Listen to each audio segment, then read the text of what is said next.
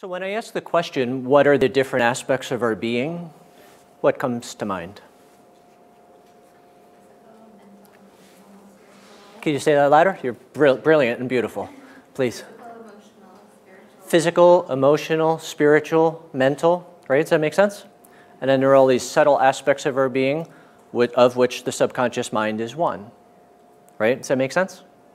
So we can take each of those aspects and look at it and actually assess it. And when I look at energy and assess energy, I've adopted Dr. David Hawkins' scale of 0 to 1,000 for a variety of reasons. Number one, there's a definitive line between helpful and not helpful, and that's 200. So Dr. Hawkins, has anyone read any of Dr. Hawkins' books? Power versus Force this is probably his most well-known book. But he's a precise kinesiologist. So he did 35 or so years of doing precise kinesiology, doing muscle testing on various things. So he uses this scale to assess things. So you could use kinesiology or this scale in kinesiology to calibrate a book or an organ or function or a system or an aspect of our being. So on this scale, 200 is the dividing line between helpful and not helpful. So if you were to calibrate a physical aspect of our being, if it calibrated above 200, you would not find dis-ease or imbalance. If it calibrated below 200, it would be very, very likely that you would find physical dis-ease or imbalance. So when the subconscious mind calibrates below 200, it is that insidious saboteur. And when it calibrates above 200, very simply, it becomes our ally. Does that make sense?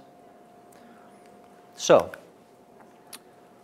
according to Dr. David Hawkins' research, 87% of the human population calibrates below 200, which is a startling statistic.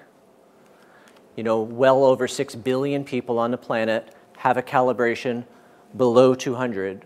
At first, when I first read this statistic, and it's a bit old, it's not very current, but it's still basically true. The reason why 87% of the human population calibrates below 200 is because the subconscious mind calibrates below 200. And the reason why is, so if we take these different aspects, I always think of a board of directors. And when it comes time for an annual meeting and comes time to a vote, every aspect has one vote. The physical aspect, the mental aspect, the emotional aspect, except the subconscious mind. Now, I used to say in my workshops that the subconscious mind had 50 votes. Joe Dispenza says the subconscious mind is 2,000 times more powerful than our conscious mind.